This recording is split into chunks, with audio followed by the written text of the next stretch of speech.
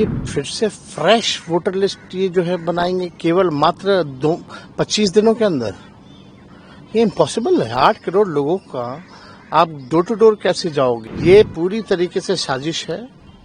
और जब आखिरी बार ये हुआ था तो लगभग 2 साल लगे थे इस प्रक्रिया को पूरा करने में, तो ये 25 दिन में कैसे प्रक्रिया पूरी कर लेंगे?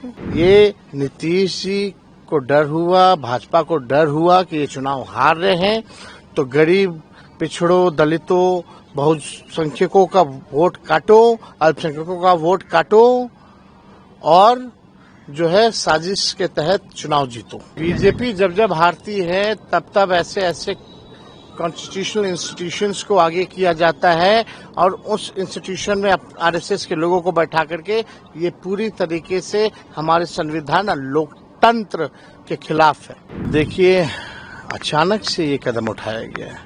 पहले ये इलेक्शन कमीशन के शेड्यूल में नहीं था और इतना बड़ा कदम उठाया गया है, हमको याद भी नहीं है कि आखिरी बार इतना बड़ा कदम कब उठाया गया। और ये फिर से फ्रेश वोटर लिस्ट ये जो है बनाएंगे केवल मात्र 25 दिनों के अंदर। ये इम्पॉसिबल है। 8 करोड़ लोगों का आप डोर टू डोर कैसे जाओगे? आप डॉक्यूमेंट्स ऐसे मांगे जा रहे हैं जो गरीबों के पास है ही नहीं। और सबसे पहली बात, ये बाढ़ से हमारा बिहार 73% क्षेत्र जो है वो डूबा रहता है, ग्रसित रहता है, त्रस्त रहता है। लोग अपना जान माल बचाएगा कि इलेक्शन कमीशन को डॉक्यूमेंट उपलब्ध कराएगा, और वो भी ऐसे डॉक्यूमेंट जहां आपको आधार की मान्यता नहीं है, ना मनरेगा कार्ड की मान्यता है। आपको प्रमाणित करना पड़ेगा, अपने माँ बाप का बर्थ सर्टिफिकेट भी देना पड़ेगा। कितने हमारे माता पिता जो गरीब है उनका बर्थ सर्टिफिकेट है, कहाँ से लाएंगे वो लोग? ये पूरी तरीके से साजिश है। और जब आखिरी बार ये हुआ था तो लगभग 2 साल लगे थे इस प्रक्रिया को पूरा करने में, तो ये 25 दिन में कैसे प्रक्रिया पूरी कर लेंगे? ये साजिश की बू है। ये नीतीश जी को डर हुआ, भाजपा को डर हुआ कि ये चुनाव हार रहे हैं तो गरीब, पिछड़ों, दलितों, बहुसंख्यकों का वोट काटो, अल्पसंख्यकों का वोट काटो और जो है साजिश के तहत चुनाव जीतो। अभी ये लोकतंत्र में, संविधान में गरीबों को एक ही अधिकार है, वोट का। वो भी वोट का अधिकार ये छीनना चाहते हैं। वोट का राज मतलब छोट का राज, ये अधिकार को ये लोग छीनना चाहते हैं।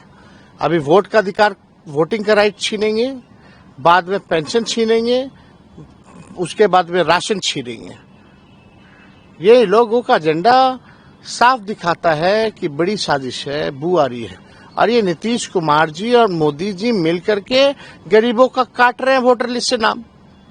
ये अन्याय है, इस अन्याय को हम लोग सहने वाले नहीं है। महाराष्ट्र में भी देखा गया था, आप विपक्ष ने उठाया था सवाल कि ये जो इलेक्शन कमीशन है वो जो वोटर लिस्ट बनता है उसमें खेला हुआ था। बहुत गरीब ऐसे हैं जिनका आधार कार्ड भी नहीं बना हुआ है, लेकिन आधार कार्ड भी इसमें मान्यता में नहीं है।